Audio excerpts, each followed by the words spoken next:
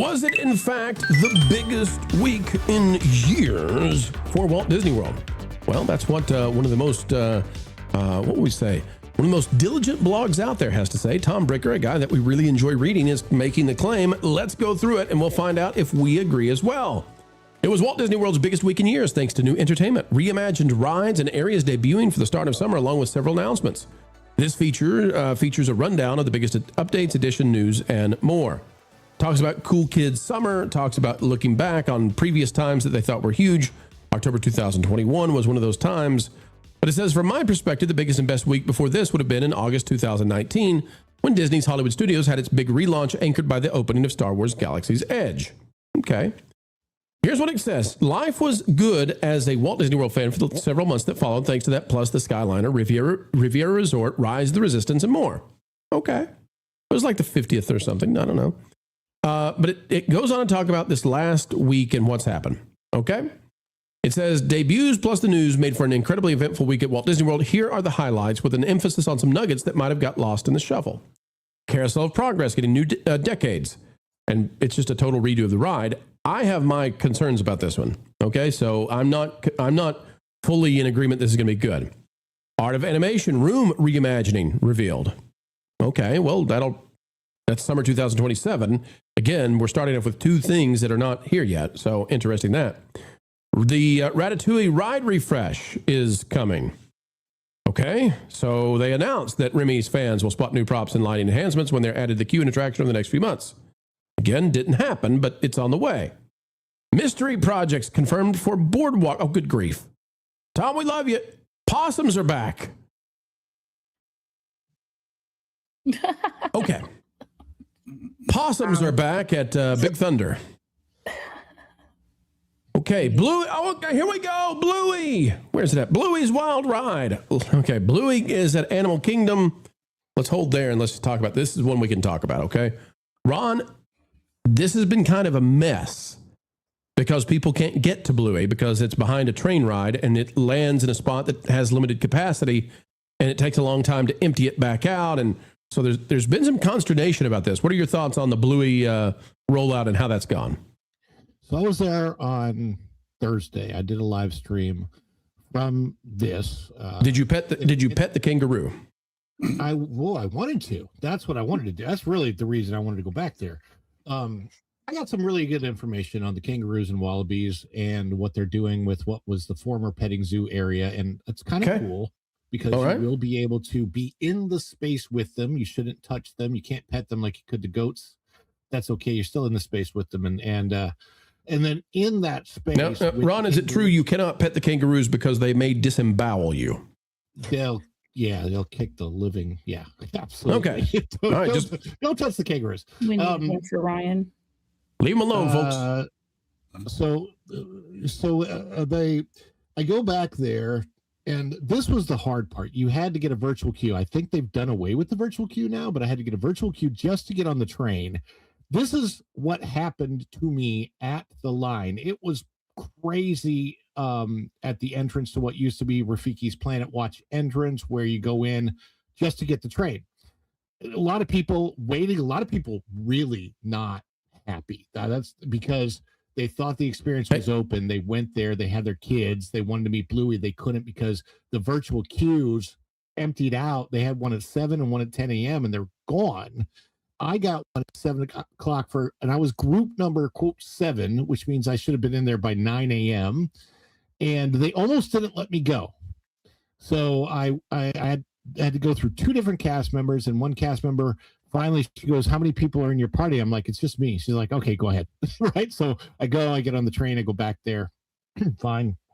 The Bluey experience is not a traditional meet and greet. Most of the traditional meet and greets, the reason the lines get long is because they give you time with the characters. So you go up, you meet them, you've got 2, 3, 4 minutes to interact with the characters, get your picture taken, all that. That's not what the Bluey thing is. Bluey is a miniature, like a 5-minute show, and you got just an intense crowd of people in that conservation station area, maybe 200 people just gathered shoulder to shoulder watching the little show, and then after the show they kind of try to shuffle you through and you can sort of get selfies or whatever as you're going through. It was a little bit strange and convoluted. I did not do that part because I'm like, I'm not getting in that crowd. The conservation station also because you are a man above 40 and you would be trying to wade in amongst 3-year-olds, so that might not go so well for your well-being. A little bit weird. I got to actually see 2 little animals being operated on by the vets back there. That was cool. And then I went out to where the kangaroos and wallabies are, but we weren't actually able to walk through that area yet because they said the animals had just gotten there and they're just getting acclimated to that area. They want them to have 2 or 3 weeks to get acclimated before they start to bring guests in to interact with the kangaroos and wallabies. But everybody was in with Bluey, and I don't know. I mean, you had to put Bluey somewhere. And they put him somewhere that normally doesn't get a lot of visitation, which was something I loved about that park. I mean, I loved that. It was kind of my secret spot to go to, and look at the giant, like 8-inch long walking sticks and interesting insects that are back there and those types of things. But I don't know. We'll see how it goes. Yeah. All right. Well, that's a very good analysis of the situation over there. Let's dive into more of this. And by the way, I think the chances are more likely than not now that they need to just flat out do an Australia area, not one that we have to get to by train. Major MDX overhaul, My Disney Experience. Okay. Magic of Disney Animation teases. Okay. Disney Store sorta returns. Okay. Rock and Roller. Oh, here's a real one. Okay, we got a real one. Rock and Roller Coaster, the Muppets. Erika, MJ, your thoughts on this one? How did they do? Is it worth the effort they put into it? What do you think about Rock and Roller Coaster with the Muppets? I think they did a good job, but I still stand that not everyone can ride a roller coaster. So there's still a whole bunch of people out there that aren't going to really see the queue line unless obviously the internet watching it on video. Unless you walk through the queue line and just exit, when it's when you're ready to leave and not board the train to get on the attraction. They won't let a child go through the queue line just to watch the show because they measure you before you get in the queue. So it's not like, and it's not like it was years ago where you could say kid swap and they would literally do child swap there at where the trains where you load. They don't do that anymore. So, yeah. MJ, what did you think about the switch over to Muppets from Steven Tyler and Aerosmith? I still think they threw us a bone and said, here you go. Oh, it looks okay. I have to go see it for myself. I'm hoping because I'm not a small child, I can go through the queue line and they will respectfully allow me to be entertained by the pre-show. I don't plan on riding it because I don't think I can handle that kind of coaster right now. For me, I mean, the building, the gray, it's kind of bland. I mean, the guitar, the fact that they actually moved the Muppets over, hip, hip, hooray, but it's not good enough. It's not good enough for me. We need a Muppets courtyard. We need another Muppet attraction. The Muppets need to live on. Jim Henson and his legacy needs to continue in the park. I just have to go see it for myself. But they had a media event where the Muppets played live. I thought that was fantastic. Can they do that more and more and more? Yes. Will they? Probably not. Like I said, I still think they just threw us a bone. I'm looking forward to checking it out for myself in person with my family. So I'll have more details once I get to experience that in person. But yeah. And then the last things we've got from the biggest week ever, or the biggest week since, whenever, according to Tom Bricker, and we're not trying to, pick on Tom Bricker. He likes this stuff. This is all subjective. We get that. Soaring Across America, which I think has been kind of lackluster. A lot of people really don't like that it looks like CGI. I do appreciate that we got the pilot back, right. Yeah, we really like it when he shows up. Squeak, squeaker, squeak, squeaketh. We also got the Millennium Falcon Mandalorian mission came out. Lines actually went down when it came out, which is not great. And then this cute little thing they did where they added, the new courtyard at Disney Animation over at Hollywood Studios. That's now available, and your kids can go read a book with the Rapunzel, or they can talk with some of the characters in ways that aren't typical. And so that's really She's cool. out there playing Duck Duck Goose with the kids in Animation Courtyard. Who would have thought? That's good. What an IP combo right there, Pua and Thumper. How many years apart are they? Amazing. Who knew? So, Culture, I turn to you. Tom Bricker says it's been one of the biggest weeks ever for Walt Disney World. I don't see it that way. It's okay.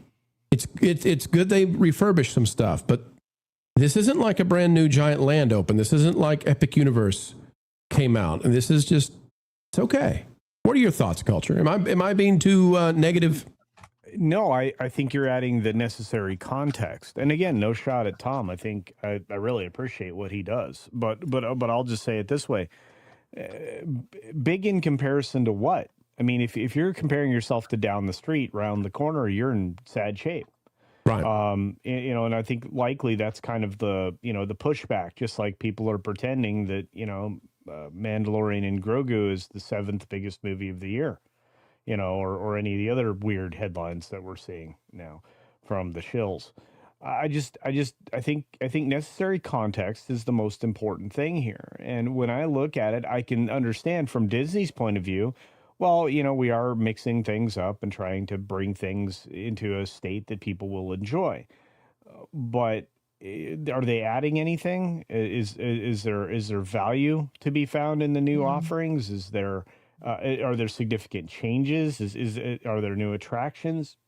I mean, I don't even think we're back to where we were, prior to the global crisis, the pandemic, where live entertainment was not something that you would consider, a premium. It was just part of your expectations, which is why I was so taken aback by what I experienced at Dollywood.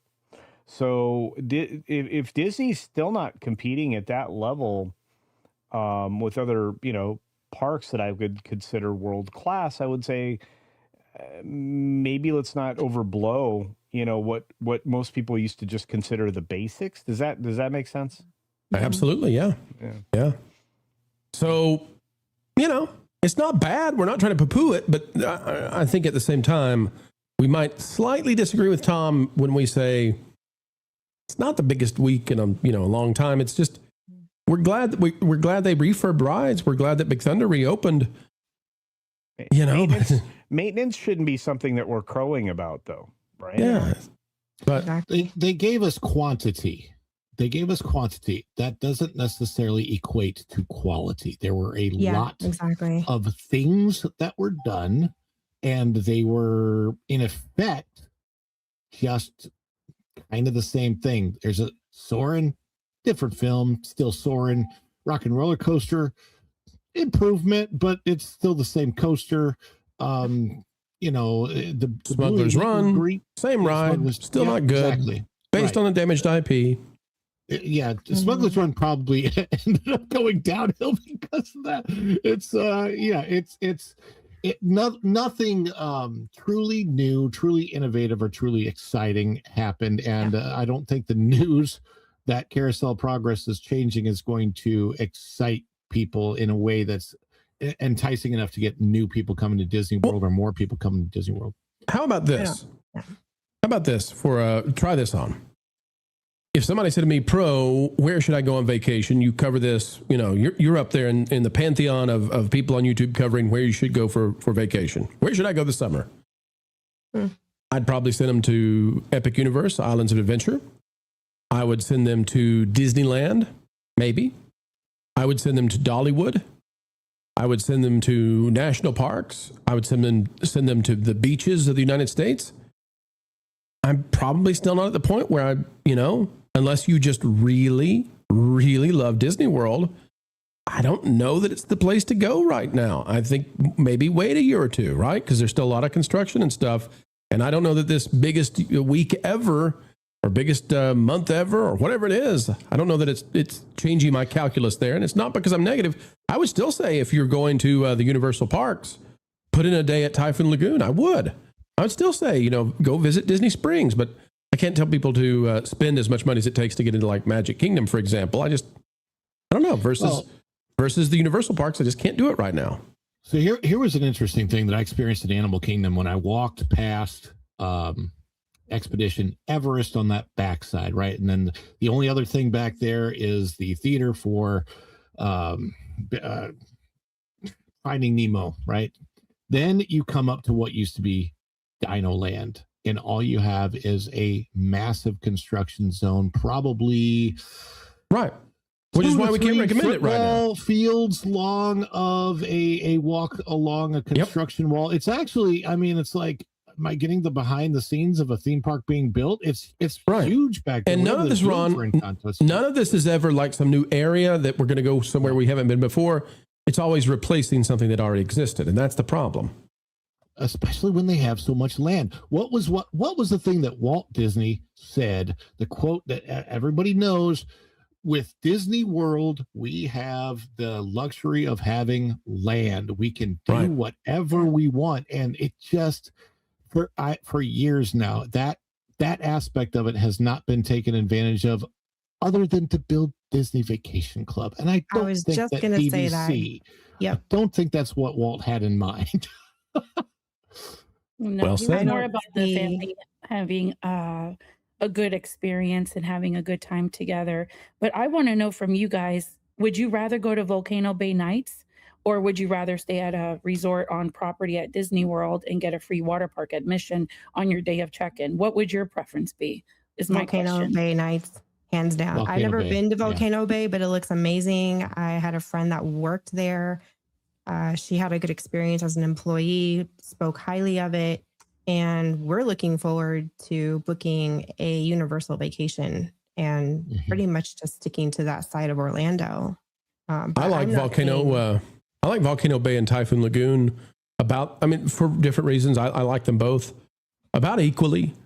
I'm not a Blizzard Beach guy. I don't care for Blizzard Beach.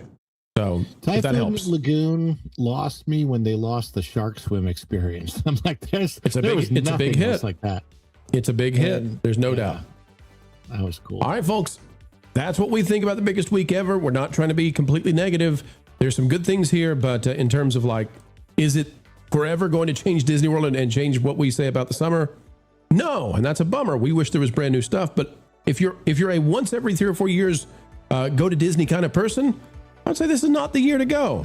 Hold off till these other things are finished, and let's see how that goes. Thanks for watching That Park Place News.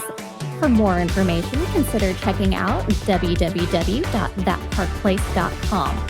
And don't forget to subscribe, share, like, and send this out on your favorite social media accounts.